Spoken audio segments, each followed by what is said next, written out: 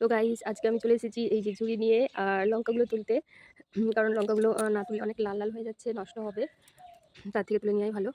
তো চলো আজকে লঙ্কাগুলো সব তুলে নিই। চলো তুলতে থাকি একটা একটা করে। কি মজা! নিজে হাতে লাগিয়ে, গাছ লাগিয়ে।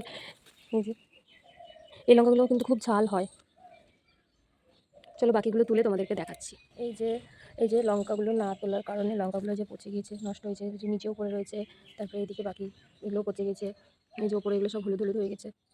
যদি 2 দিন আগে তুলতাম তাও এগুলো পেতাম। নষ্ট হয়ে গেছে, গাছটা মনে হচ্ছে মরে যাবে। পাতাগুলো সব কেমন শুয়ে শুয়ে পড়েছে।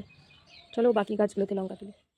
এই গাছের লঙ্কাগুলো ভাবছি আজকে তুলবো না। এই গাছের লঙ্কাগুলো আচার দেওয়ার জন্য রেখে দিয়েছি, লঙ্কার আচার দেবো, সেদিন তুলবো। তো চলো যখন তুলবো তখন আবার ভিডিও করে দেখাবো। আজকে এই লঙ্কাগুলো তুলি। এতগুলো তুললাম, বেশি তুলবো না, বেশি তুললে না নষ্ট হবে, পচে যাবে। যেহেতু এখন বর্ষার সময় বেশি লঙ্কা তুললেই পচে যাচ্ছে। তো এই বাকি আরও গাছ আছে এদিকে, এগুলো থেকে তুলি চলো।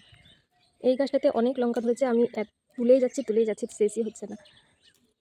এত লঙ্কা তুললাম, আরও আছে এই গাছটাতে। প্রচুর লঙ্কা ধরেছে এই গাছটাতে।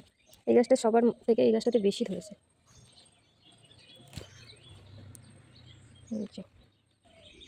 তো এইগুলোকে আকাশি লঙ্কা বলে। এই গাছে অনেক ধরেছে, ওদিকে একটা আছে আর এদিকে একটা আছে। আর এই বাদবাকি আছে আরও, ওগুলো তো এখনও বেশি ধরেনি। তো এগুলো পরে তুলবো। তো এগুলো তুলে আচার দেবো বললাম। তো আজকে এইটুকুই তুললাম। তো চলো, টাটা বাই।